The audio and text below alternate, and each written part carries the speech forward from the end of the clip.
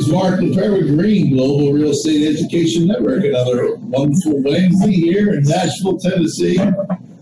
Still waiting for summer to come. Wait for spring to come.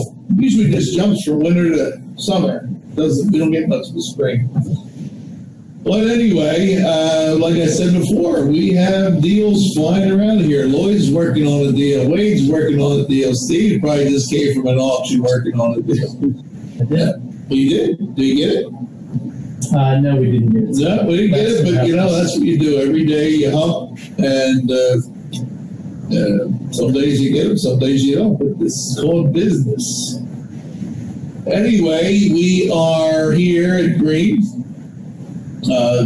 Traffic is usually heavy, so people will be wandering in when they can. But for those of you online, welcome to you. And welcome to people who actually brave the traffic to come out here. Yes, and even Zach's young baby there. We can trade the baby in for maybe a house or half a house or something. Zach won't get his babies up. And he wants to try to find a way, and that's what we're working on. I heard, Zach, that you were calling Larry McCumber a lot. You were very happy with his show. Oh, yes, sir. It was very valuable. I've been reaching out to him trying to learn a bit more about virtual wholesaling. And because, you know, currently my situation, not being a stay-at-home dad, not being able to have the freedom to go out with my mentor Lloyd there and go door to door like I really want to, you know, I'm having to kind of, you know, just stay. Zach, I know you're excited, but we want to hear this. So slow down and tell us some of the, interest. I mean, if it was that great, because I saw your email to Larry. Why was it that great? I mean, what did you learn that you want more of, and you want other people to know? What it was that really prompted me to reach out to him was the whole idea of being able to potentially do real estate deals and, you know, not have to physically go to the properties. The whole idea of virtual wholesaling that Mr. Larry McCumber had mentioned to me just kind of sparked my interest, because being a stay-at-home dad, right now I don't have the freedom to go out like I want to, you know, go door to door with Mr. Lloyd like I really want to and hit it hard. But I don't have to worry, because there's still a way for me to get involved in real estate through learning a bit about virtual wholesaling and, you know, just taking this time right now to just educate myself on the whole market of wholesaling and the sandwich lease option. That was something else Mr. Larry had taught me about, was the sandwich lease option. I've been researching a bit more about that and just educating myself. So. You know, besides just virtual wholesale, you know, being a stay-at-home mom, dad, doesn't matter. You have a different role to play than, let's just say, Lloyd and Wade here and Kathy, who actually, and Irina and Steve and I, who actually go out and knock on doors. Because, you know, there's always a job for everyone, whether you are just keeping track. I mean, you know, these guys, especially I know Lloyd and Wade, I mean, it's, you know, 24/7, they're out there hopping on doors, but there might not be good on paperwork and follow-up systems and all that. So these people who are able to get out and knock on doors, you should be reaching out to and saying, hey, listen, you know, what do you need me to do at my house? I mean, you know, I'll follow up with phone calls for you, because this way they can go on and do what they're good at, is talking to people, you know, and able to do because they're driving and, you know, they don't have kids at home. And you can do what you can do from the house. So there's always a tool that you have in your tool belt that will help somebody else who needs that kind of assistance. I mean, not everybody's a paperwork kind of a guy or a follow-up kind of a guy. So yeah, there's always things. So ask these people what you can do to help them out And so you get your share that way. So that's good. So stay with Larry. He's a machine too. So he's really amazing. I concur completely, Mark. That was a great ad. Larry McCumber has been in real estate since 1977. He's a lot like Larry Simons. He's taught for a long time, and he really is an excellent teacher. He's very clear, very easy to follow, and very logical in his presentation. I really enjoyed him. I'm definitely looking forward. We have him every 2 weeks. So I could see how Zach would want to continue that conversation. I'm definitely looking forward to his next class. Well, good. And Zach, if you don't mind, I want to put that little testimonial on Larry's bio and put it on the Facebook. No problem at all, sir. Does he have classes recorded? Who? Does Larry have classes recorded? Yeah, Doc, you recorded Larry, right? That's correct. We do it just like with every mastermind session. So his first class is already available in the archive under the calendar in the website. And as I said, if you look on the calendar, you'll see that he's teaching for us twice a month. There you go. So he's already up there. It's fascinating stuff. I mean, he has so much. Like all these guys that's doing this stuff forever. They just can't teach fast enough for us to suck it all in. I mean, they have so much knowledge. Well, anyway, we won't delay here. We don't have that many people here in the audience, no new people. So we will go right to our fabulous speaker that we have today.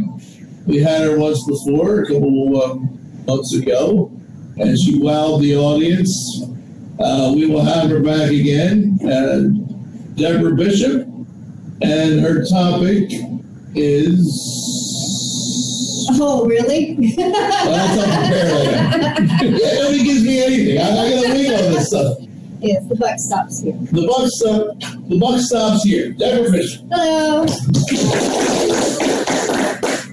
Last time I was here, it was virtual because we had, I'm going to sit on this stool. I don't normally have a podium either. It's very different. So, very official. Oh, is that so? What time? 30 minutes? You just go. I just go. Okay. So we'll have everybody singing along by the time I'm done. Then we'll be good. Last time I was here, it was virtual because of snow or ice or something. Oh. Crazy weather. So happy to be back here again. Hello, everybody who's here. Hello, everybody out there. I am Deborah Bishop. I am your inner image authority because you will never outperform your own self-image. Or another way of putting it, your net worth will never outperform your self-worth. And I find it really interesting sometimes because, you get talks that obviously you get here every single week. You get talks and titles about how to do stuff, and how to close better deals, and how to make more money. And, I hope that they are incredibly, incredibly well attended.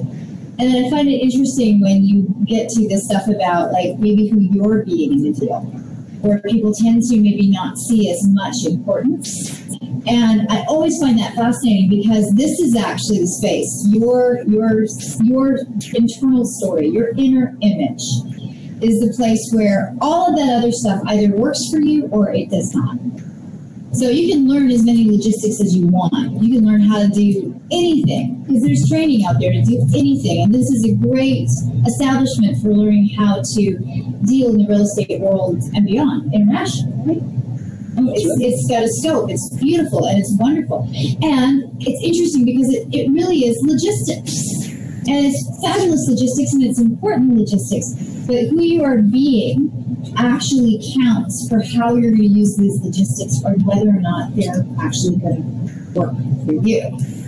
So for everybody watching this and everybody here, congratulations, because I think you guys have got it figured out. You got to get the inner game going and get the outer game actually working for you. You really want to win. So that's what we're going to talk about today, is that the buck stops here. Well, what does that actually mean?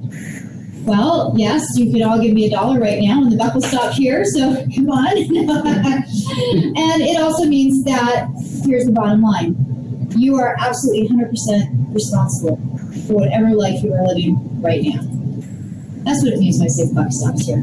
You are 100% responsible for the experiences that you are having in your life right now. And you're 100% responsible for the money that you have in your life and the relationships that you have in your life. You are. Nobody else is. So how does that feel? You guys to kind of take that on and go, okay, I'm 100% responsible. Do you feel happy about that? Do you feel a little bit like, all that? Who's happy with it? Show of hands. Who likes that idea? Everybody in the room? Okay, cool.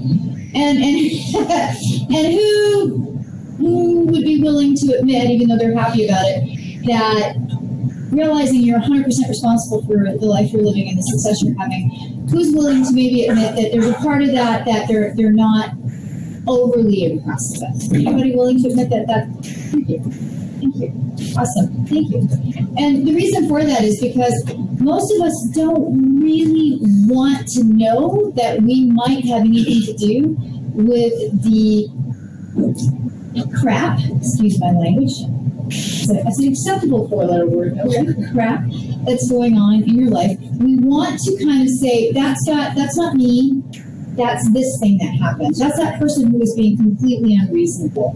That's that opportunity that I just, they offered it to me and then, they took it away and I wasn't able to do it. Or, like in my case, I had a flat tire. That flat tire could have become a reason why I was here virtually again as opposed to in person. But the reality is that those are all circumstances, and it's who we be inside those circumstances that actually equals the results that you have. So if you have a relationship with somebody and it's not working out really, really well, you can say that they're a nasty, awful, horrible person and how dare they. If you really want to have a better life, it's better to look at the thing of saying, well, who am I really being in this situation? Maybe they aren't being the nicest person, but who am I being in return? Because you are the only thing you can do anything about, right? So when it comes to business, how does this apply? How does this work? Right? Because most people go, okay, well, what are we really talking about? Are we talking about life? Are we talking about business? Are we talking about relationships? Are we talking about bank accounts? And I'm going to challenge everybody's perception for a moment and tell you that I am talking about all of it. Because how you do anything is how you do everything. So while you may notice some things you don't like in your life around relationships, and that may be the area that's hurting, and business is doing okay, I really want you to understand that while you might notice it more in the relationships, I promise the issues you're having in relationships are also the issues you're having in business. It's just you don't place the same level of priority on it, right? So whether or not you're getting along with somebody in business may not be a priority for you. But at the end of the day, when you're in the business of doing deals, how important might it be to actually get along with people? Pretty important, right? It's really important. So when we talk about the buck stops here, that's really what we're saying is at the end of the day, when you look in the mirror, whether you had a great day or a lousy day, you got to be willing to take ownership and say what worked and what didn't, and what can I do about it. Now notice something here. I didn't say what did I do wrong and I'm stupid and there I did it again and how dare I and I suck, right? That's a conversation most of us actually do have, unfortunately, because that's running on autopilot, on silent in the back of our heads, and we're not necessarily hearing it. But for the sake of this conversation, I don't really want to go there. What I want to go to is a place of just getting very conscious of realizing that even if you fell down and utterly failed in what it was you were doing, you can look in the mirror and say, all right, I get it, I failed. What did I learn? And how can we do this differently? And you know what? I'm going to be very soft for a second, and for the men in the room, a little woo-woo perhaps. I love myself anyway. It's really important. If you're willing to do that, then you can turn even the most challenging of circumstances into a winning formula for you, and into a winning formula for you. So who am I to be telling all this to you? Where do I come from? I was originally born and raised in Vancouver, British Columbia. Spent a considerable amount of time there now. And I stepped on stage when I was 4, moved into the entertainment world, and moved into the personal development world, and through an entire series of somewhat catastrophic and then comedic events. I am still very much an entertainer, but I've also moved into the realm of personal development and teaching, mentoring, and so forth. And the reason that I really took on the topic of becoming an extraordinary and self-image, so everything I do is based on the platform, is because of literally the things I've had to learn how to overcome. So one of the greatest things I had to learn how to overcome was the fact that one day I found myself in a situation that could have cost me my life. And my entire world shattered in that moment. And I don't share that story, and I don't need to share all the details, but it's a thing of realizing that you come to a place sometimes where everything tears down around you, and you have a choice. And this is what put me on this path. This is actually the event that has me here today talking about what I do, and it's allowed me to help hundreds and hundreds of individuals. And that is this event where I realized, I could have lost my life. I didn't. But I had to rebuild from that point. I had to actually pick up the pieces of something that was fractured so badly I could have basically given up at that moment in time.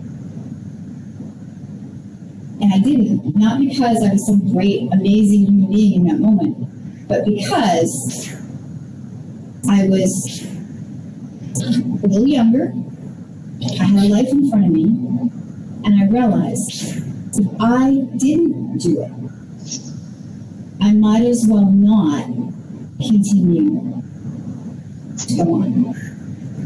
That sound ominous? Is it dark music? No. I wasn't. What I mean is, I recognized I was responsible for my quality of life, and even in the face of surviving violence, I could allow that violence to play out for the rest of my life. Or I could make a choice to move past the violence and become something greater because of that.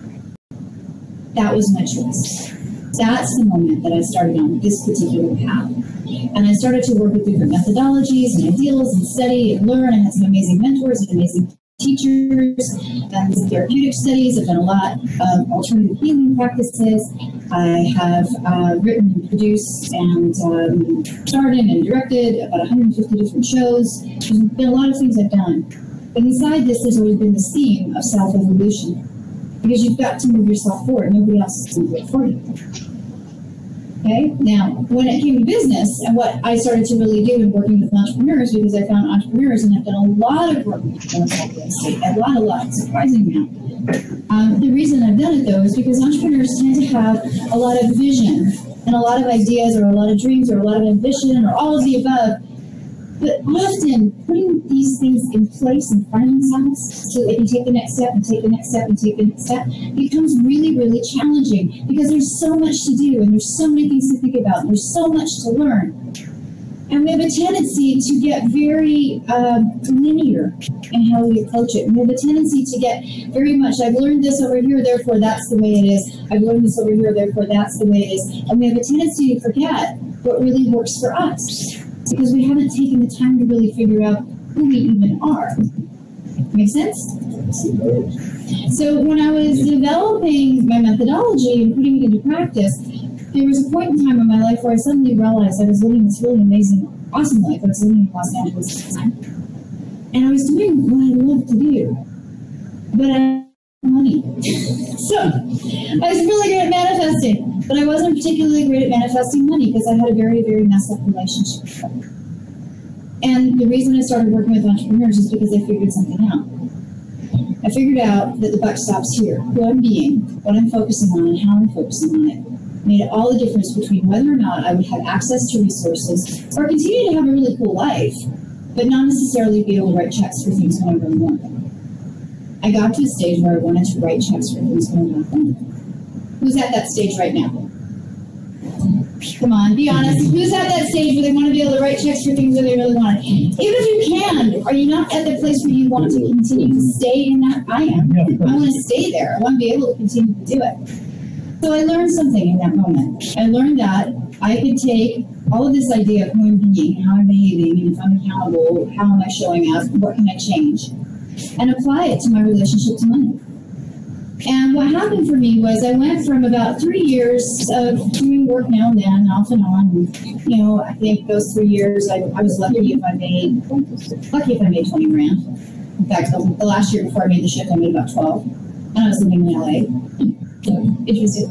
I still had a great life. It can do a lot. It's amazing what you can do when you know how to work things, right? But that was not going to ever put me in a position where I could write checks for others. So I started to take responsibility for who I was being around money. Change the conversation around that considerably.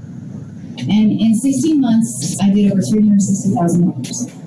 I didn't do that because I changed what I was doing. I did exactly what I was doing before professionally. But I changed who I was being. And this is what I'm here to talk about. That's why I am, I believe, uniquely qualified to talk about this. Because when you really want to get what you want, you have to understand it's available if you're able to become the person who already has it. And we'll let that little affirmation there go, yes, woo, high point. I don't know if you guys heard that out there, but there was this little cell phone affirmation there. So you can get whatever you want, guys, if you're willing to be the person who already has it. So, confusing? Yeah, follow. Yeah, it's confusing. I know, it's confusing. I get it. Because this is what we talk about a lot in life. What do we usually talk about? We talk about past. We talk about what was. We talk about what we hoped for. We talk about what didn't work. We talk about, you know, well, maybe this will happen, and if it does, well, that would be really nice, but I'm not sure, so let me do everything to possibly make it. And then, you know, people talk about things, then they kind of are always apprehensive because it might not happen. Find that you don't necessarily allow yourself to get too attached to outcomes because they may not happen, and you kind of wait to see before you get overly attached to it. Right? A lot of us learn to function that way. It's the antithesis of what I'm talking about. Because if you can't take ownership over what it is that you truly desire, and I mean take ownership over it, not fake it and spend money you don't have, but literally start to think, feel, react like the person who already has this happening in your life, right? Unless you can do that, you will never fully get what it is that is possible for you. You will always have a slightly diminished experience of what's possible. So as from the business or personal perspective, a part of the issues that you've dealt with personally or evolving to become a more successful person, been not taking ownership of your own independence, enabling someone else, in other words, possibly reaffirming someone else's insecurities, and finding your identity in sort of a relational business or relationship with another person. And if you required a certain degree of autonomy and separation in that. So I'm trying to figure out if that's part of the, like a real independent sense of self is where you're going with it. Well, an independent sense of self in the reality of, good question, in the reality of you need to know who you are and you need to be very secure in who you are before you can truly contribute to anybody else's life anyway. Sure. So, but we tend to live in the model of dysfunctional relationship, which usually comes from the idea that I don't really believe I'm good enough, and you don't really believe you're good enough, and we're going to get together, and I'm going to continue to tell you that you're good enough, and you're going to continue to tell me that I'm good enough, but if you stop telling me that I'm good enough, then we're going to have a problem. And that tends to be the role model around relationships that a lot of people function from, because that's how we learn how to be. Did you follow that? Did you guys just... Do you apply that to business also? Or are you oh yeah, totally. Because if you're in a business relationship, even with the person that you bank with, if you're in a relationship with somebody that you bank with, but you have this idea that you've got to kind of hold up a certain persona with each other in order for that to be successful, then you know what? You can't have real honesty with your banker. Now, I appreciate there's professional boundaries. So there's definitely professional boundaries in relationships that need to be heeded to, or it's a good thing to respect them and so forth. But who you are being speaks louder than anything you will ever say. And who you're being with somebody that you are in love with, or who you're being with somebody that you do business with, or who you're being with a potential person who, maybe you're investing with, or whatever that may be, whether you're doing a deal, or if you're meeting a potential seller, or who you're being in those situations speaks louder than anything you will say. So you got to be really clear with who you're being. That answer your question? Sure. I mean, there's obviously a lot of ways. There's a lot of ways to do it, yes. Yeah. Whether or not you're dealing in interpersonal relationships, business relationships, a lot of ways to look at it. There are a lot of ways, and there's a lot of explanation. I do this work, and guys, I have programs that last 6 months. I have programs that last a year. So what I'm talking about is like a very, very skating over the top of the iceberg. A lot of depth is what we're talking about here. And I'll take one more question before I keep going. Yeah, so I was kind of piggybacking what Steve was saying. I guess from my perspective, how do you bridge the gap between when he was talking, first thing that popped in my head was things I should do, I don't do, and the things I don't do, I should do. So I guess what I'm saying is that more or less a mindset or an attitude? And then how do you bridge the gap from saying, okay, I know what I need to do, but how do I get myself to do those things? So like what you were saying, hey, okay, let's play the part. But how do you get yourself from actually knowing what part you should play to actually doing it? Because that was, that's still one of the areas I still struggle with. So I was like, well, how do I get to, okay, this is the part I need to play? And, having, because I get everything you're saying as far as playing as you already have obtained those things. But how do you get from... So how do you close the gap between knowing and doing? Yes. Right? That's kind of what we're asking. How do you close the gap between knowing and doing? How can you actually apply these things? And if you say, okay, you can't have what you really want unless you can really own it and become the person who already has it. How do you actually do that? And I'm going to give you an exercise to actually help you to get there. And then there's other things too. I mean, you've got to realize that some of what we're talking about is stuff that's programmed in your brain. It's actually wired into the neurons and fibers in your brain. And so there are things that you will want to do to understand more of who you're being. Because a lot of who you're being, you don't really even see. It's become so much of a pattern for you. It's like who you think you're supposed to be or how you think life is. And that's not necessarily true. It's just you've had this belief for so long that is something that will work in opposition if that belief is not necessarily supporting you in being successful. That's a deeper dive. That's work that you kind of need to do. But there is a process to at least figure out who you would be. Because that's what we're really talking about. Who you would be is the person that says, okay, if I had these things. So a self-made millionaire is a self-made millionaire. When they make a decision or when they have $1 million? When? When they make a decision. When they make a decision. The reason that works is because they start to think, feel, and act like a millionaire.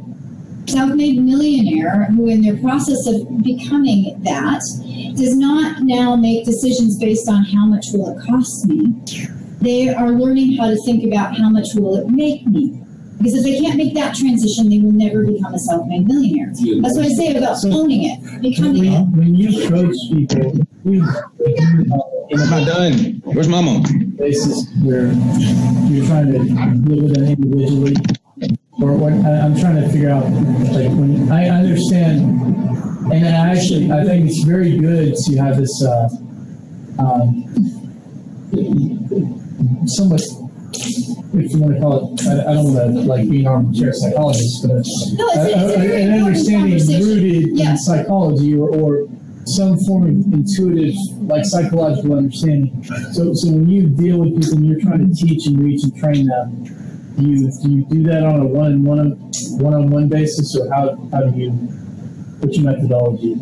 So, besides this, which I understand, I'll get there. Sure. Can I get there later? Yeah, absolutely. That would be great. And yes, I do one-on-one, and I do programs, and I do retreats, and I do different things to help people get there. And I do a lot of one-on-one work to help people break down what I call the foundational lie, which is kind of at the root of all the resistance you make towards the things you truly believe.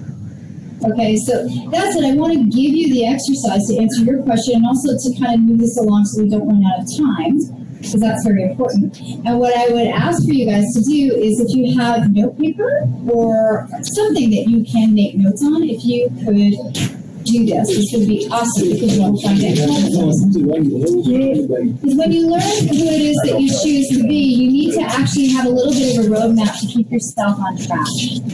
So, yes, I should warn everybody they needed pen and paper. I didn't, my bad.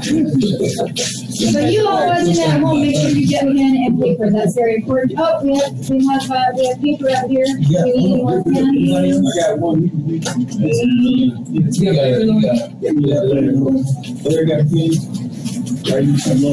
Okay, for the sake of this, don't do what I'm telling you to do. Just make the notes, and then you can do it because you'll need more than one piece of paper. And I will tell you that you'll probably need about 4 different pieces of paper, but you don't need it for now. You just want directions now. So we're waiting. In the meantime, when you really truly desire to be successful, one of the most important things you need to understand about that is you really truly got to know what you want. Not what you think you want. Not what other people tell you you need. Not what your parents or your teachers told you. Not even sometimes what your mentors will tell you, because mentors will tell you need this, you need this, you need that, and that's all great. Again, and all that's fabulous. But when you truly want to embody your success, when you take ownership, if the buck actually stops here, you have to 150% know what you want. Most human beings know what they don't want. That's what they know. They have an idea of what they want, and that's great. But they know intimately, with lots of energy and commitment, what they don't want. We could use relationships, for example. Say John works at home.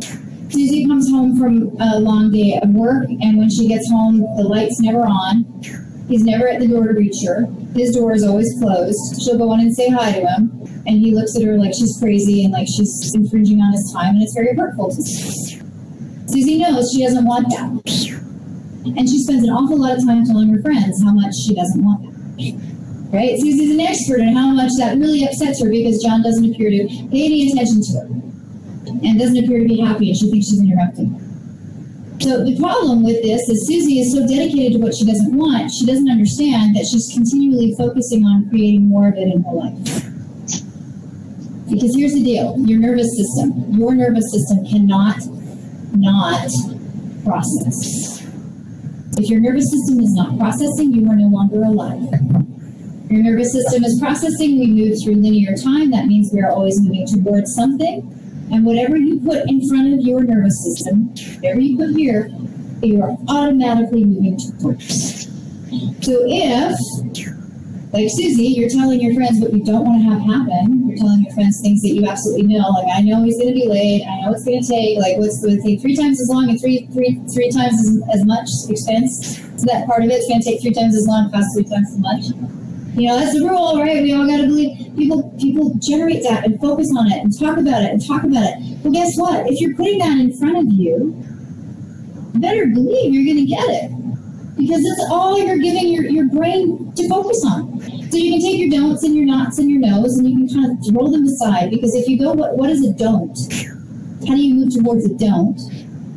How do you move towards a not or a no? You can't. They don't exist. So your nervous system can't move towards it. So if Susie's all mad and says, I don't want him to ignore me anymore, I don't want to ignore him anymore, okay, so Maddie, I don't want him to ignore me anymore, what is she literally saying to herself over and over again?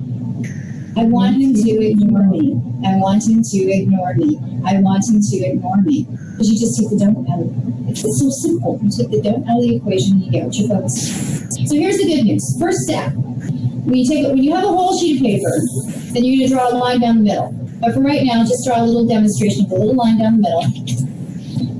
First quarter of the page. And on one side, write want, and on the other side, write don't want.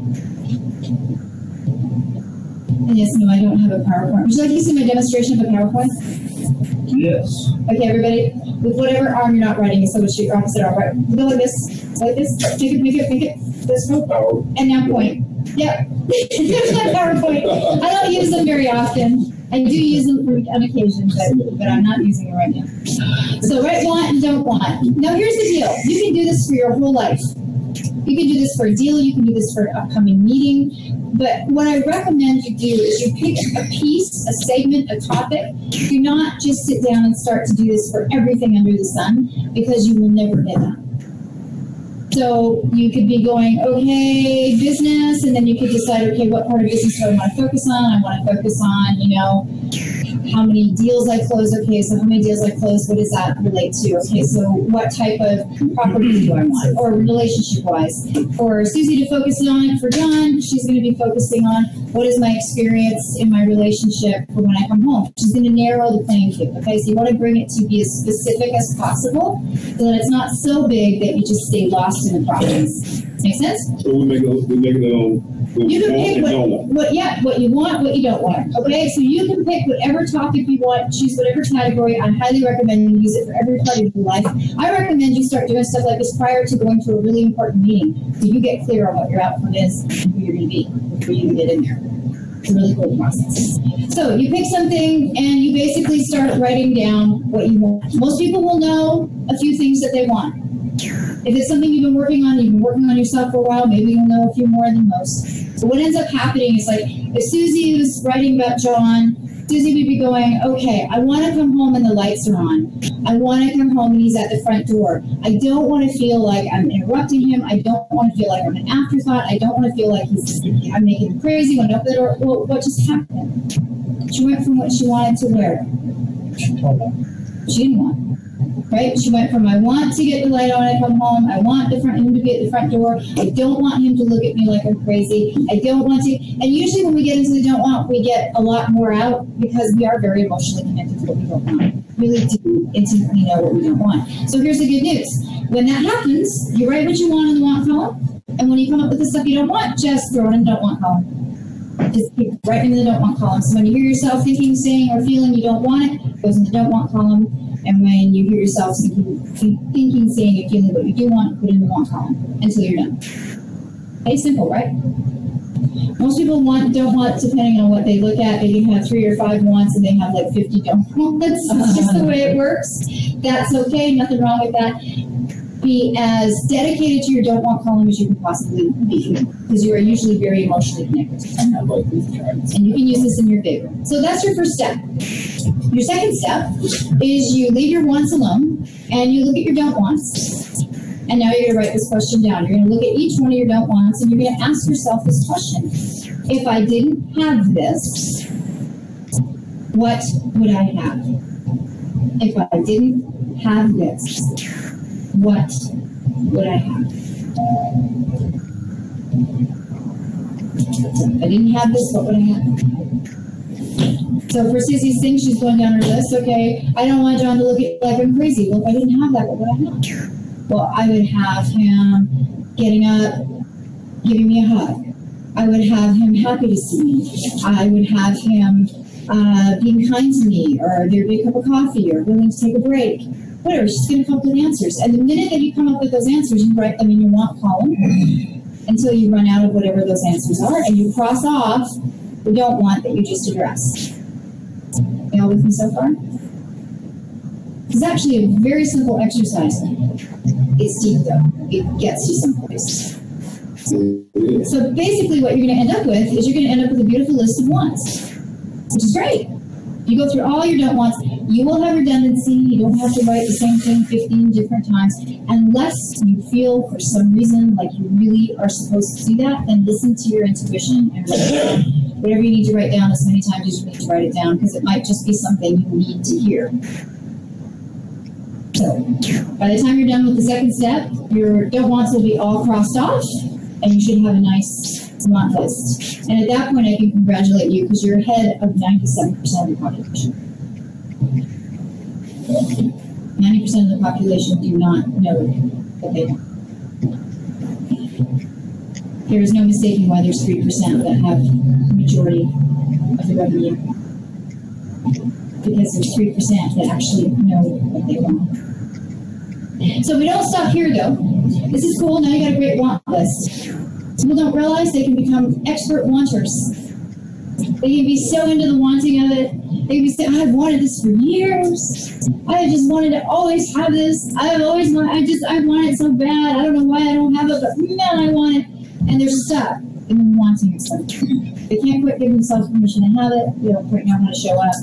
So they're just stuck in the practice of something. We don't want to be there. So now you got your want list. Now you need a separate sheet of paper for this, but that's okay. Not in your notes. You're going to have another question. You're going to go down your wants. And as you go down your wants, you're going to ask this question. You're going to ask yourself, if I already had that,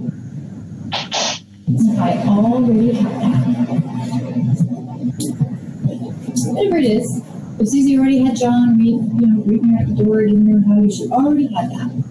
Who would I be? Who would I be? If I already had that, who would I be? If I already had that, who would I be? Like the self-made millionaire, if I already had $1 million, who would I be? When it comes to making business decisions, would I be decisive? Would I be great? Who would I be? And so you're looking as you go down your list, if I already had this, who would I be? And you start writing down, I call it sort of like your character sketch. If you're writing a book, if you're writing a play, if you're creating characters, you have to give them something to work from. Who are these as people? And that's kind of what you're doing. You're going, well, who would I be if I had these things? How would I show up in my life? How would I shake somebody's hand? How would I feel? How would I get up in the morning? You kind of create an outline for yourself to understand who you would be. Now, this is the most important step because you've just given yourself, and this is the answer to your question, you've just bridged the gap between knowing and doing. Because all of a sudden you understand what's required of you to show up. Now, I'm not saying that that's going to guarantee that you're going to show up, because a lot of times we got some things we need to do and work on ourselves in order to make sure that we show up. But it's giving you a roadmap of not only what you want, which is important, but who you would be if you had it. So therefore, you're able to understand, well, how do I need to behave? Was I behaving that way? When I go into this meeting and I want this outcome, was I that person? And if I wasn't, who was I? How'd that work? And you start to learn and structure. Now, one of the things you'll find is your being side of it too, who would I be? But you're going to discover there are things in your answers that you know, that you are, and that you have in spades. That's awesome. You're going to discover some things that maybe you're kind of okay with, but you haven't ever really worked that out that much. You're going to have to develop some of those parts of your personality. And then you may find there are things that you would say, well, I would be this way, and then you go, I've never been that way in my life. And you go, okay, well, how am I going to do that? And what I recommend you do is you can pick your role models, your mentors, from anywhere in life. You can pick it from literature. You can pick it from people that you respect, who you admire. You can pick it from celebrities. Just find somebody that has the trait that you think you're lacking and try it on. Borrow it from them. And build yourself up. See what works and what doesn't. This is how you actually become someone who has ownership. This is how you actually learn how to embody being that person, because you start to feel like that person, you start to think like that person, and the way that it works is who you be, right, dictates really what you're going to do. So if you be a person who, like self-made millionaire, be a person who's a self-made millionaire, you're going to naturally start to do the things that person would do. And this is actually science. Quantum physics backs me up on this one. If you do those two things, you will have what that person has. It is a law, an irrefutable law. Right? You getting yourself to show up every day, that might be the trick part. That's where the work starts. That's where you got to check in and get real and get honest and be kind with yourself and be compassionate with yourself. And learning that, we're not taught how to do this. We're taught how to do everything but this. We're truly taught dysfunctional relationships because it's been going on for so long. People teach from that perspective, thinking that's the way life is. It's not. But that's what they know, therefore that's what you know, and we are nothing if we are not creatures of habit and patterns. The mother and father said, go out and get a good job. Yep. Go out and be a millionaire. Nope. And a lot of times, our parents will not even support that idea because they have their own story about money, and it's going to become your story about money. Especially if you go, I'm going to go make $1 million, they'll be like, oh, honey. That's true. Yes. Oh, yes. You know, and the people you really want to have support you are usually the people that are going, no, no, no, no, no. And they'll tell you they do it because they love you. They tell you because they don't want you to be hurt. They don't want you to be disappointed. Yeah. And it's because they never take the shot themselves. Yeah. And if you were actually to be successful, that would be very confronting to them. But again, this is all back here. This is stuff running back here. They don't consciously really mean to tell you don't do it. They just automatically go to that place. I don't want you to be hurt. It's very, very different. So there is a final step to this exercise. And in my opinion, it is as important as step. And that is the final step, which is called gratitude. So now that you know what you want, and now that you know who you would be, you can have some fun with playing around every day with the idea of giving thanks for those things that you're taking ownership of. Now you can start with things like, I'm so grateful for the roof over my head. I'm grateful for the food on the table. I'm grateful for the health of my family. And then you can throw in some of the other stuff that you have on your list. And the way that you want to be grateful for it is to be able to give thanks for it as if it has already happened or if it is happening right now. You don't want for someday maybe this might happen, thank you. Because that's okay. We give thanks for the fact it might happen. We're giving thanks for the fact it might happen, you understand? We're giving thanks for the fact it might happen. We don't want to do that. We want to give thanks for the fact it has happened. So we give thanks for the fact it has happened. So, okay, Mary's giving thanks for this amazing Jamaican vacation. Right? And she's not going on, I'm really grateful for the fact that maybe in a couple of months it's going to get to this amazing country. She's not saying that. She's saying, I am so grateful for this amazing vacation. I love the way the sand feels as I put my toes into it. The family's having a great time. The water's just blue. You know, my hubby and I haven't been so romantic in years. It's a fabulous time. Thank you. That's how she's giving thanks. Or she could say, I had a great, amazing vacation. The sand in my toes, all that felt really great. And so we just play with this. We give thanks, and then we kind of let it go and give thanks for something else and let it go. And we don't become overly attached, but we start to build a relationship to just being grateful for the fact that we have these things in our world, that they're part of who we are. And that's another level of becoming emotionally connected to who you would be, because you get into the feeling of actually having it. And here's the rub, at the end of the day, you can think anything you want. How you feel about it is going to make the difference. You will actually get to have it or not. Your emotions actually govern your capacity for having a big life or a little life. Because your emotions are the things that will tell you yes you can or no you can't. And a lot of people don't know this. The synapse from your brain runs down around your heart and all the way into your gut. Your synapse brain. All of this is connected, guys. So feeling is very important to success. Are disconnected from our feelings. We live in our minds, we live in our thoughts, we live in our head. We don't know how we feel about any of it. Because most of us have been taught a long time ago, men in particular, men are taught that, you shouldn't be sensitive, shouldn't feel like that, don't be overly emotional, you got to take care of business, you're the hunter-gatherers, right? There's thousands of years of history here, so as much as I know things are changing, you still have thousands of years of history that dictate to you, this is who you are. And every movie out there and books you read, the characters, they're always going to be these guys, these hunter-gatherer guys that are out there taking care of businesses. They're not necessarily connecting to their sense of self. Not everyone's necessarily taught that way. There's an element of protection that people retreat to defend themselves. There are roles that we play, and we play when you're injured, you engage in a defense. Yeah, there are roles that we play, and we play them because they're roles we know how to play, and they're comfortable, and they're safe, and we tend to revert to that. So our emotions are not necessarily the safest place for us to go. Women, we have a little bit better slack, we're allowed to feel a little bit more, we're allowed to talk a little bit more about feelings and so forth, but when you are in business and you are a female, you don't want to be an emotional female in business. I would grant you that supposition, actually. Yeah, that's a very difficult. Yes, that's very difficult communication point. Yeah. And women, we have to learn how to be okay with our emotions, trust our emotions, and really give ourselves permission to connect and use that part of us that we're blessed to have, that we're allowed to have. It's socially acceptable, but it's not necessarily professionally acceptable.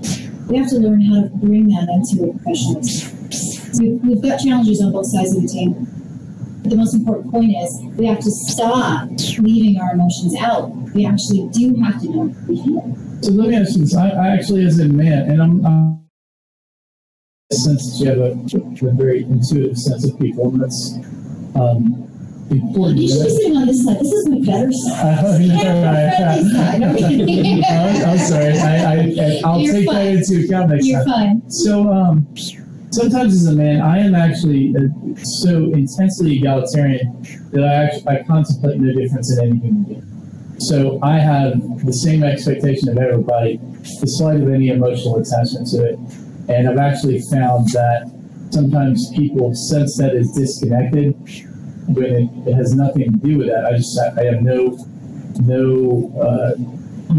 form of prejudicial leaning towards any form of expectation. I think that everybody has the ability and they can. I find that sometimes there's actually a certain prejudice on the other side that expects a different form of treatment. And I'm just saying this from my standpoint. Every direction. You're right. Yeah. I have a fundamental belief in everyone's ability to accomplish. And what happens is I get this kind of, like, my dad was in the military, and he's a very, like, it's a very get something done football coach kind of mentality.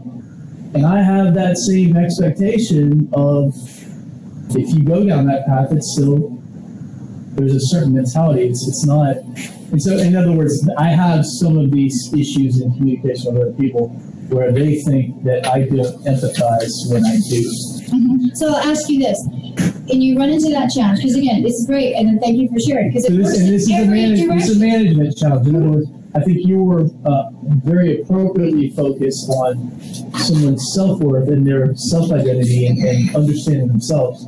And I guess I'm coming more from a management standpoint. And I deal with that a lot. Yeah. I deal with executives. I deal with those types of dynamics. And the thing is that the inner image reality, when you talk about people perhaps perceiving you in a way that you don't mean it, sure. There's this idea of like, okay, so who's responsible for that at the end of the day? Is it that they've got to figure you out, or is it that there's something perhaps that you actually could do a little differently that would allow them to understand you? Right? Or am I simply enabling a bad behavior or not understanding? In other words, I agree with you to a certain point, except when you're an executive that has to get something done, and we have a tendency to enable poor behavior. And in other words, when you talk about interpersonal relationships where you allow bad things to happen, I kind of actually feel like that. Like, I allow bad things to happen because I'm not willing to challenge it. Right. Because so I'm too concerned with someone's self-esteem. To wrap it up. No, I get it. Yeah. I get it. But I bring it back to the fact that you can make it about anything you want, and at the end of the day, it literally is something going on for you. It is some barrier, some concept, some idea, some thought, some process that lives in your reality that creates those scenarios. So if you feel you enable bad behavior, there's something within your own mechanism that says this is what and the way how it's supposed to be and the way that it goes. Fair enough. So we bring it back to that platform. It just never changes from my perspective but you can put it in a lot of different frames, in a lot of different boxes, right? You truly can. So here's the deal, guys. This is how the buck starts here. This exercise is truly about helping you to understand what that buck is, what you want to do with it, who you would be if you had it, and then having the appreciation for becoming that. This is a 4-step process. You can really use it for anything in your life, from having a better relationship to diet, getting into relation to diet, health goals, going into have a meeting, going into apply for a loan, and you want that to go a particular way, you can use this process for that. And it will help you to master the art of becoming, because that's what we're talking about. You can have all the knowledge you want in your head. You can have everything here, and you may not be able to have it out here because you haven't yet mastered the art of becoming. So you had mentioned earlier about a mentor. So is that a good tactic to take? Is find somebody who, like, I know someone. find I somebody. happen to believe that it is very, very important. I have people I work with. I happen to believe it's very, very important to work with people. Because, I'm sorry. Yeah. Find, like, if, I'm going to throw something out there. If I wanted to do 300 loans in a year, so find somebody doing 300 loans in a year. And you said something about mentors earlier in your speech. Yeah, find someone to emulate that you want to. Yeah. So is that one of the tasks? That could be one of the tasks, but you're talking about somebody that's doing 300 loans because you want to do 300 loans. But you also want to look at if they're successfully doing the 300 loans. It's not so much what they're doing, but their being that you want to Right, emulate. that's what I'm saying. Yes, you can try on from that. Yes, you can. Become a student of them. You can. So I just want to make sure I got this right. I'm just make sure I take this all in. So basically you're saying in order for me to master my external world, I need to first master my internal world. Absolutely. That's what I'm saying. And when it comes to that, answering your question, when it comes to that, the one thing I want to caution everybody is that when you model somebody like that, and take on becoming something like that, or taking it on, you've got to also realize you've got your own personal garbage, baggage, whatever you want to call it, that will get in the way. Yeah. So part of taking this on is also you deciding, what am I going to do about that? Because we don't have a good idea of ourselves. We only have a good idea of part of ourselves. We don't see what's really going on for us because it moves into our survival place. And when we come into places where we behave certain ways and we have patterns that don't necessarily serve us, the reason that they're coming up is because there is literally a belief, and again, this wires into your neurons. You have to actually rewire your brain and you're thinking around this. Is you're invoking your own survival mechanisms. You're literally taking this on as if I need to be this way because this is what works, this is what I know, therefore it's safe, therefore I will survive. That does not necessarily support change. So in order to be responsible, I also have to tell you this exercise works really great, but it's going to serve a pot for you. It's going to help you also address your resistance. What you do with that, that's the next step. That's something that is working with somebody. That's something I do recommend that everybody work with somebody at some point if you want to get further to master that internal work. We all need somebody to help us see, myself included. So that's very, very important. So any other questions? Everybody get the steps? You had a question. Yes. Well, John, there is way too much problems that you got to handle. What I was going to say is that basically decide what you want and then run your own show. Yep. Decide what you want, run your own show. But running your show it comes from who you're being inside of that, right? There's that emotional more complicated than that. It's a great way of saying it, and thank you for that, because it brings me to what I will say is very important. I think final point, because we're running out of time here, unless there's a burning question. But that is this. What I gave you was a very, very simple exercise. Each step is very simple, right? Nothing really complicated. What I'm asking you to do is not easy. This is not easy stuff. This is stuff that's deep. There's a lot of reasons why 97% of the population are walking around not knowing what they're wanting and not really knowing who they're being, because they're not willing to take that deeper look for whatever reason. They don't know they can, or they're too afraid, or they don't know anybody that's done it. They're trying to figure it out. A lot of people trying to figure it out right now. So take this on and just decide for yourself. Every single day is a new opportunity. Every minute inside that day is a new opportunity to decide who you want to be. And so what if it wasn't so great yesterday or 5 minutes ago? You have the opportunity to allow it to become great at any point in time. So that's what I suggest you guys all do. It's just take on greatness in whatever level. Yes. I would say maybe I'm like ahead of time, but what kind of sessions actually you have? Okay. Transformation. Well, okay, I would love to answer any of those questions. What I would love for you guys to do is actually write this down on your notes and go to this website, www.tractionnow, Traction. It stands for Take Right Action. Traction, TRACTION, now.com. I want you all to log on there. I'm challenging you all to log on there. And what you will find is my calendar. And I want you to schedule just a little chat. It's like 15 minutes and we can chat about any questions you may have. If I can give any other support, that would be great. If I can just say, hey, hi, how are you? What did you think of that? I love to hear feedback as well. We're here to speak. So go to tractionnow.com, put yourself on my calendar, and I will answer any of those questions as far as process and methodology and the ways that I work and all that kind of stuff, because I'm happy to do that. As you guys can probably tell, this is my passion. That's why when you said, talk for as long as you want, I was like, you don't want me to do that.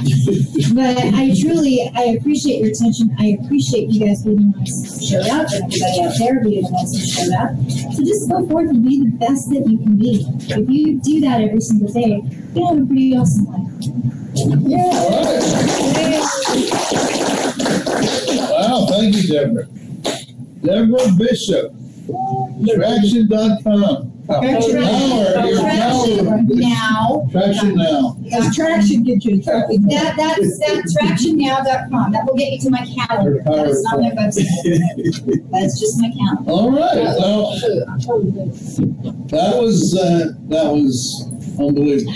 And that's the kind of education that we have here at Green all the time. We have fabulous speakers just opening our mind and opening doors. Arena, you ready? Because we're ready for Steve. I'm going to bring up Steve Chase right now. All right.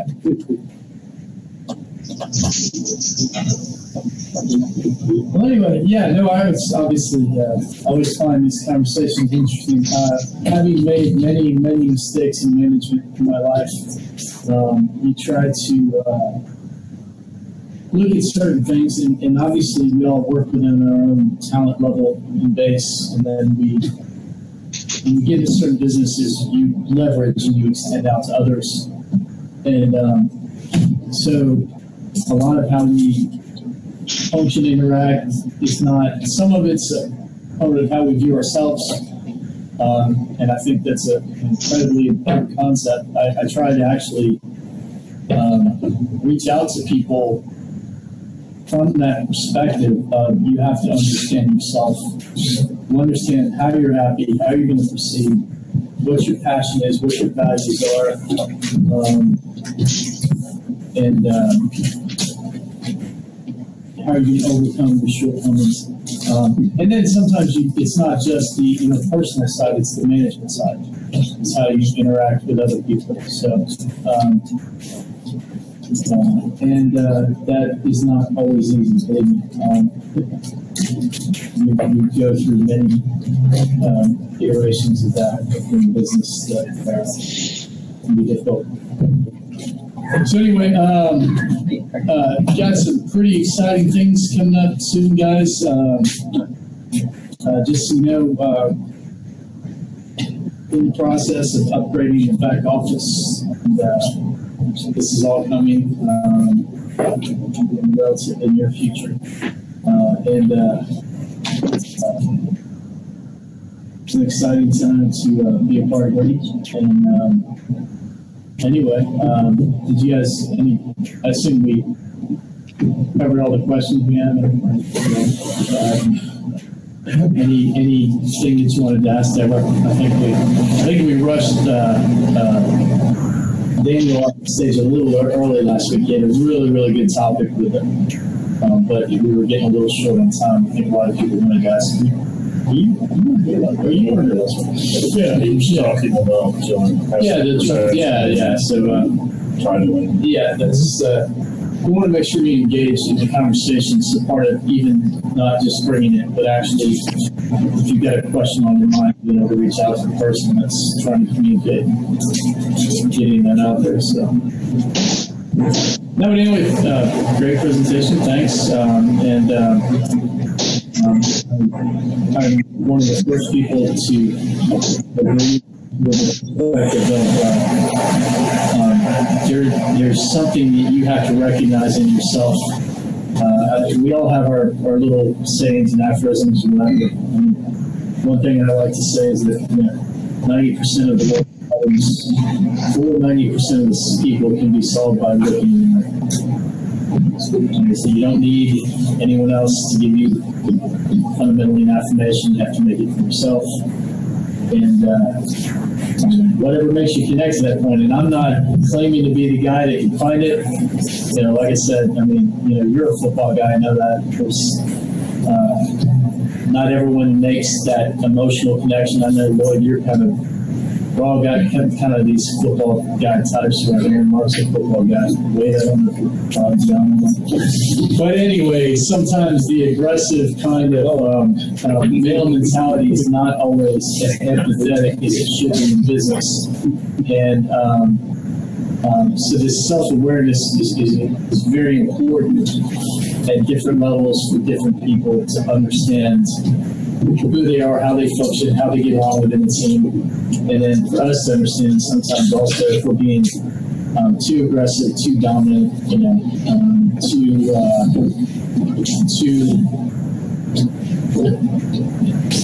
lots of.